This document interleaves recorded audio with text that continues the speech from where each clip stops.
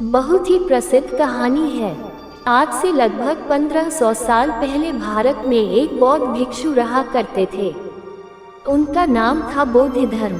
पूरे बौद्ध धर्म के इतिहास में गौतम बुद्ध के बाद अगर कोई सबसे ज्यादा प्रभावशाली और प्रसिद्ध बौद्ध भिक्षुक हुए हैं तो वह बौद्ध धर्म ही थे। गौतम बुद्ध के बाद बौद्ध धर्म आने ही बौद्ध धर्म को सबसे ज्यादा फैलाया था। वो बहुत ही धर्म ही थे जो बौद्ध धर्म को भारत से चीन ले गए थे, जो बाद में चीन बुद्धिज्म के नाम से प्रसिद्ध हुआ और फिर ये चाइना से होता हुआ जापान, कोरिया और दक्षिण पूर्व एशिया के कई देशों में फैल गए। उस समय चीन में जो सम्राट था उसका नाम था वो सम्राट बु ने गौतम बुद्ध और उनके शांति के विचारों के बारे में बहुत सुन रखा था और वो उनसे बहुत प्रभावित भी था।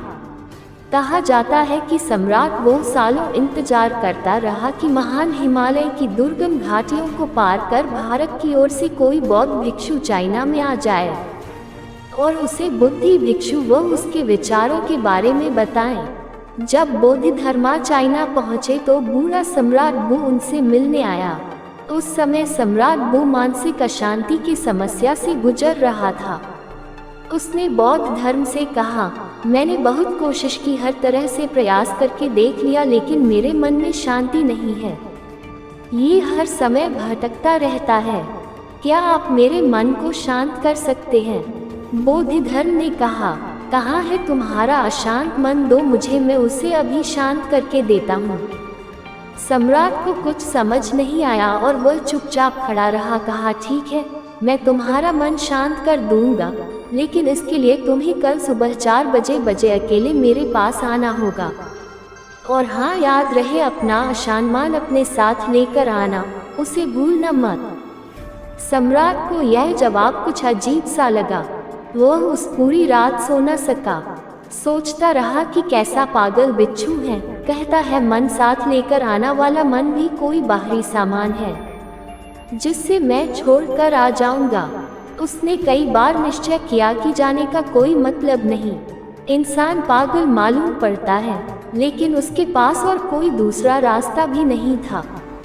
इसलिए उसने निश्चय किया कि वो एक बार उस भिक्षु के पास जरूर जाएगा। अगले सुबह 4 बजे सम्राट बौद्ध धर्मा के पास पहुंच जाता है। बौद्ध धर्म आंखें बंद करके ध्यान में बैठे हुए थे। सम्राट के आने की आहट पाकर बौद्ध धर्मा अपनी आंखें खोलते हैं और सम्राट मुझसे कहते हैं, तो तुम आ गए, लाओ अब जल्दी से अपना अशांत मन मुझे दे दो, मैं उसे शांत करके तुम्हें वापस देता हूँ। सम्राट बु ने कहा, ये आप कैसी बातें कर रहे हैं? क्या मन भी कोई वस्तु है जिसे मैं आपको दे दूं? ये तो मेरे अंदर है, मेरे सिर की हड्डियों के अंदर है।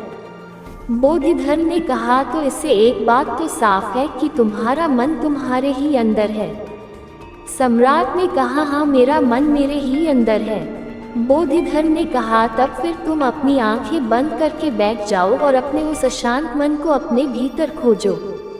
जैसे ही तुम्हें तुम्हारा अशांत मिल जाए, मुझे बताना, मैं उसे शांत कर दूंगा।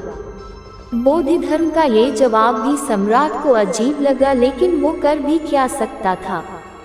उसने अपनी आंखें बंद की और अपने मन में उठने वाले विचारों को देखने लगा। वो अपने अशांत मन को खोजने का प्रयास करता रहा। वह जितना अपने अंदर गया वो उतना ही अपने मन को खोजने में सफल रहा। कुछ घंटे गुजर गई, सूरज निकल आया था। सम्राट बु ने अपनी आंखें खोली।